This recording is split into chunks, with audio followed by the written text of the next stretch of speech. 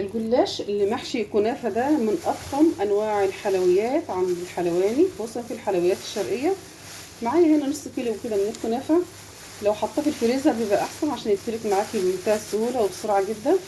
بفركه معاكم بالشكل ده كده، بيبقى طعمه حلو قوي قوي قوي وجميل جدا معاكم كده. فركيها ونعميها، ولو عندك كبة نعميها فيها بتبقى حلوه قوي، او فرزيها وسيبيها ساعه كده في الفريزر. بس دي عشان انا لسه جايباها طبعا ما لحقتش تعمل تجمد معايا كده.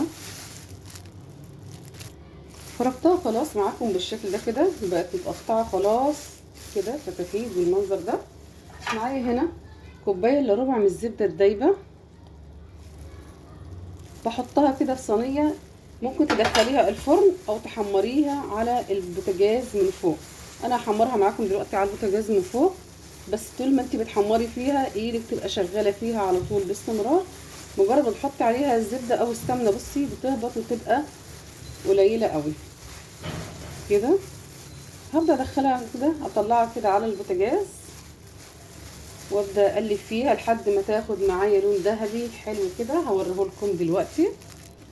نزلت بيها على البوتاجاز كده، هبدا اقلب فيها بقى بالراحه واحده واحده كده لحد ما تاخد معايا لون ذهبي وحلو كده. قلبي فيها على نار هاديه بالراحه تحمر وتستوي معاكي وتبقى لونها ذهبي حلو قوي بالشكل ده. قلبي فيها كده على الهادي واحده واحده، وتفضلي تقلبي فيها كده لحد ما خلاص بدات تلون معايا اهي، تاخد لون ذهبي حلو كده.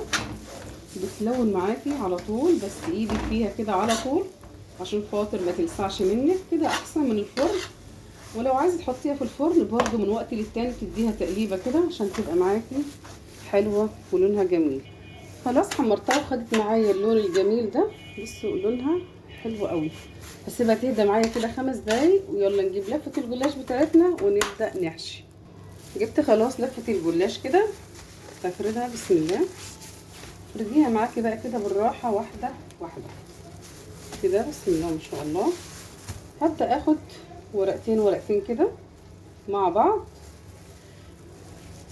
كده بالشكل ده بسم الله الرحمن الرحيم كده. وهدي دهنه من السمنه كده. هدي دهنه كده معايا حلوه من السمنه بالشكل ده كده كده. ما بتقلش قوي عشان ما تبقاش تقيله قوي معايا. اجيب بقى الحشوه بتاعتي كده بسم الله الرحمن الرحيم كده. حطي بقى الحشوه وسويها زي ما انتي عاوزه كده. حبه سوداني انا جايباه اديله جرشه صغيره كده، حبه سوداني بقى كده معاه وانزلي بيه وابدأي لفي كده. هتبدأي تلفي رول بالراحه واحده واحده كده معاكي كده بالشكل ده بسم الله كده. معايا صينيه هنا كده انا مديها دهنه من الزبده او من السمنه، وابدا اخد كده وارص فيها بتبقى بالشكل ده. هعمل واحده تانية تدهني سمنه كده بالشكل ده كده، واجيب حبه كده من الكنافه وابدا اسويها كده بطول الورقه بتاعتي في الجلاش كده بالشكل ده. وهاتي حبه من السوداني وافردي كده، وابدا الف واحده واحده زي ما قلت لكم عشان ما يتقطعش مني كده. ابدا الف واضغط عليها عشان تطلع معايا حلوه مسويه كده، ما تبقاش مهويه تحس انها فاضيه كده بالشكل ده من بره لجوه كده. مشي ايدك عليها كده من بره لجوه بالشكل ده. وابدا ارصها معايا كده في الصينيه بالشكل ده. خلص اللفه كلها خلصناها خلاص بالشكل ده. تعالوا بقى كده نقطعها بسم الله الرحمن الرحيم. قطعيها بقى كده الصوابع الحجم والمقاس اللي انتي عاوزاه. انا بقطعها معايا كده صوابع صغيره كده بالشكل ده بسم الله. بتبقى حلوه جدا جدا في الحلويات الشرقيه، بتبقى شكلها وطعمها جميل قوي قوي كده بالشكل ده. خلاص قطعتها بالحجم اللي انتوا شايفينه ده. معايا كده حبه من الزبده، ابدا ادهن الوش بتاعي كده معايا عشان لما تدخل هتاخد لون ذهبي. طبعا كنافة من جوه مستوية، يدوب ان هو هياخد لون ذهبي كده من بره بس، ومن جوه كده بالشكل ده.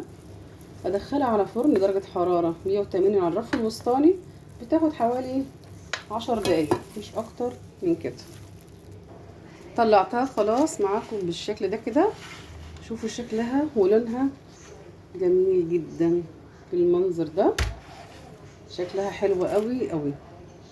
شربات تقيل كده وبارد، وانزلي بقى بيه بالشكل ده. بصي جميل جدا جدا. جربيه وامشي بالوصفات وبالخطوات دي معايا واحده واحده، تطلعي احلى صينيه جلاش بالكنافه. بصوا بقى شكله وجماله عامل ازاي، بسم الله ما شاء الله. احلى جلاش بالكنافه، حلو جدا جدا، خفيف كده وسهل، ما بياخدش منك وقت خالص. يا رب الفيديو يكون كده حلو كده وخفيف وعجبكم. لايك وشير للفيديو، وتابعوني على قناتي على الفيسبوك واليوتيوب والانستجرام، واشوفكم على خير. سلام عليكم.